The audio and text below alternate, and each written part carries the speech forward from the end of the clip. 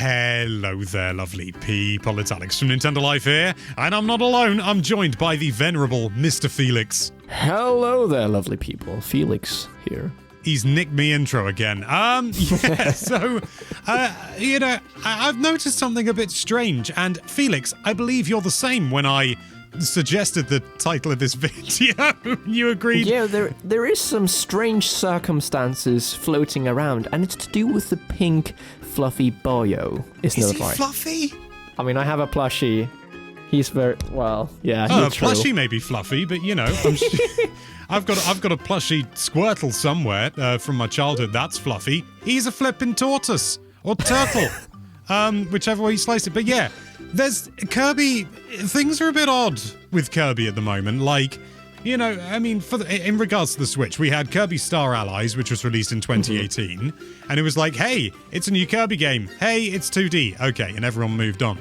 Then in 2019, we got Kirby Super Kirby Clash, which is a free-to-play Kirby Clash game, spin-off game, and you know, it's sort of like, okay, and then everyone forgot about it. Then we had Kirby Fighters 2 in 2020, and once again, everyone forgot about it, and that was also the time that the pandemic hit, so we had a whole year without Kirby.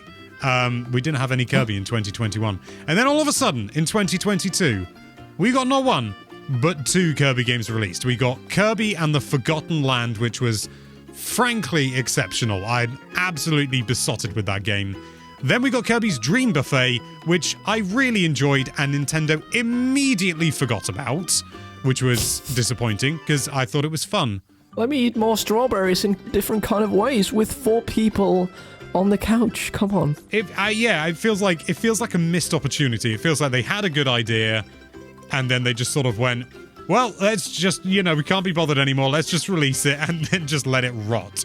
Because there hasn't even been, like, a bug fix update. Like, we've been digging in. I was like, oh, yeah, were there any ever any updates? And it's like, not even that. Not even a bug fix as far as we can tell, which is weird. And then, before the end of next month, we've got Kirby's Return to Dreamland Deluxe, which is obviously a remake of Kirby's Return to Dreamland, or Kirby Adventure Wii, or Kirby's Adventure Wii, or Hoshino Kirby Wii, whatever you want to call it. Felix, why is there so much Kirby? Because people like Kirby, and he's easy to digest, just like he digests abilities. That easy, it is, yeah. The thing is, though, is it goes further than that, doesn't it? Because if you look at the NSO, so like Nintendo Switch Online, so you got NES, SNES, and N64, we've got Kirby's Adventure, Kirby Dream Land 3, Kirby's Dream Course, Kirby Superstar, Kirby's Avalanche, and Kirby 64 The Crystal Shards. That makes a total of 12 Kirby games available on Switch. Wowza! Tell me that's not enough. That's not enough. Thank you. I want Dreamland. Sorry, Felix, Deluxe, I didn't realize you'd become Ant Dude Plus. all of a sudden. So there's a lot of Kirby available on Switch. I don't think anyone would deny that. And it feels a little bit odd. But the more you dig into it, the more normal this seems to be. So I think this concentration is a bit unusual, and I think that could probably be put down to the pandemic. We don't know that for a fact, but, you know, things got delayed, but it allowed people to continue working, and then boom, boom, boom, you got Forgotten Land, Dream Buffet, and Return to Dreamland all within a year. That's a lot of Kirby, my friend. I mean, still to this day, there's tons of games that should have been out much earlier, but have been pushed out to 2022, 2023 because of the pandemic, so I definitely think that is the case. Could they have spread these out a little bit more? Maybe. But I think Kirby fans are really happy. I mean, when you're a fan of something, you can't really have too much of it, because, I mean, it's Kirby. You love Kirby, no matter what. Absolutely, yeah. But also, the more that I dug into it, and also the more that I thought about it, there have almost consistently always been a lot of Kirby games. Like, I do think we're still in a sort of exceptionally dense Kirby period. But, like, the 3DS was huffing full of Kirby games. And, you know, not necessarily mainline games. I mean, we had Triple Deluxe and Planet Robobot, but we also had, like, Super Kirby... that was on the Switch. Like, Team Kirby Clash. This is the problem. The names are too confusing. There are so many blinking Kirby games. I can't keep track of them. Kirby Battle Royale, that was one. We also have Kirby's Blowout Blast, and we have the free Team Kirby Clash Deluxe. Yes, that's the one I meant. There we go. I don't blame you. But there's historically been a lot of Kirby games. Like the the Game Boy was rife with them. GBA had a load as well. Had a load of mainline ones because it had like Nightmare in Dreamland and the Mirror's Amazing Mirror. I was about to call it the Curse of the Mirror, and that's not right at all. But and then we had a Squeak Squad, which that might have been a DS game now that I think about it, but all within that same kind of umbrella. And it made me realize something, and we've already discussed this, Felix, to make sure that you didn't think I was completely bonkers. Kirby it really feels like Nintendo's experimental IP. Yeah, it's like their, how did you put it before? It was you had Mario? Mario? It as their soft Mario. So Mario. For game ideas, they'll have a game idea and they're like, this could be fun, or like a way of delivering a game like Super Kirby Clash was free to play and it was full of microtransactions. So they're like, hey, let's try this out. Do we use Mario? No, because what if it doesn't do well? So they go to Kirby, and I think they're fairly consistent with that. Yeah, true. You have all these Mario games, and it feels like Mario is their little baby. They're very careful with it because it is their main mascot. They don't want to... Well, they've done stuff like Mario Run, and that didn't do well, but that's very rare you see stuff like that. Yeah. It's more like you have the sports titles, which is always... I feel they've been becoming more and more safe as the years go on. You had all these experimental Mario titles like Mario Hoops 3-on-3, Mario Sluggers, and now we have Battle League, which is the safest, I feel, of the Mario Strikers game, and we also have Mario Tennis. We also have, Mario Golf, which again was received with mixed reception. Yeah. Where Kirby, they just go all over the place. As you said, we have microtransactions. We have so many fighting games. I had no idea before you started listing all these games up how many fighting games with Kirby there is. Of course, you mentioned that, the Smash Bros. Moveset is kind of based off Kirby, and, Sakurai made loosely. Kirby, all that stuff. But there's a lot of the same controls going on. There's a lot of Smash DNA in Kirby and vice versa. Yeah. And I just think to a more neutral fan, I mean, I know I've played the newer Kirby games, but I don't know so much about maybe the more obscure titles and all that. And when I think Kirby, I don't think fighting game. But apparently that's what I should at least have in mind, because how many are there? Let's fact check. Oh, let's pause the record. Don't actually pause the record. No. So, we've totted up, and although you could argue that some of them aren't true fighting games, if you go with the sort of the same general idea and moveset, we're looking at 5. We've got Kirby Fighters 2, Super Kirby Clash, Kirby Fighters Deluxe, Kirby Battle Royale, and Team Kirby Clash Deluxe. So a lot of them are sick titles similar. there. Yeah, and there's 5 of them. And that means that there's nearly, as long as you count... if you count Smash 3DS and Wii U as the same game, which a lot of people do, you've got the same number of Smash Bros. Games as Kirby fighting games, which, that's a lot.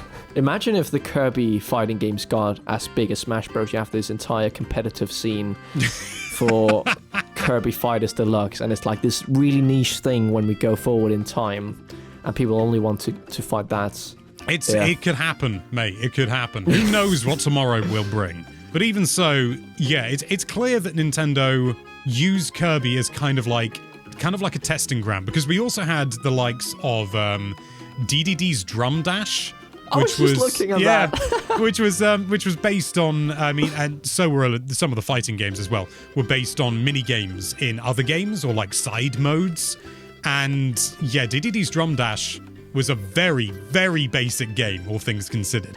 Not bad by any means, but very basic.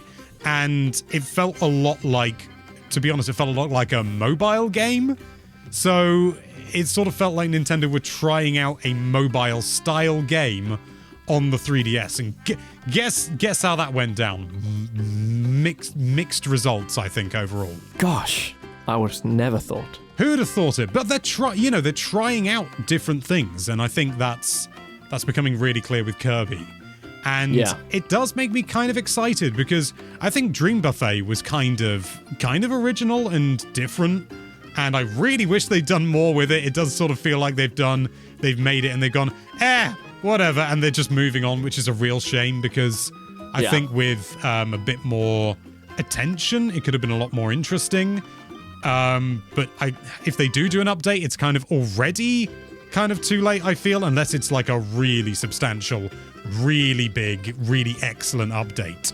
I get the feeling it's going to be a bit Star Allies in the sense that they're going to release updates, it's going to be a bit too late, and a lot of people are just going to not know it's happening. Probably. I mean, I could imagine seeing a big update at a direct, maybe the inclusion of 4-player couch co-op, maybe the inclusion of, some new stages, maybe some new modes, but it does feel like... But would that be enough, really?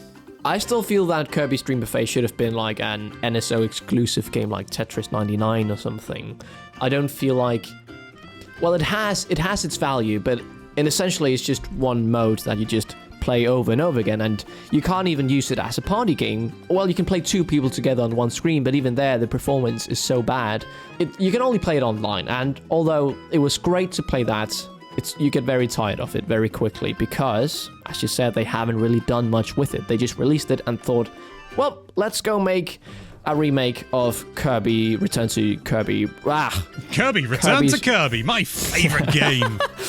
Kirby's Return to Dreamland, and it's just left there, and it's a bit sad. But again, there's so much care put into it. The rumble features when you're rolling around, the different abilities that you can use to try to catch up with the other Kirbys, and the soundtrack. It's just excellent. I hope they do more with it, but we'll see. Yeah, I'm not holding my breath, to be honest. No. I feel it sort of feels like it's already too late. Like, and if they don't do it, I don't really care. I mean, I can play other stuff.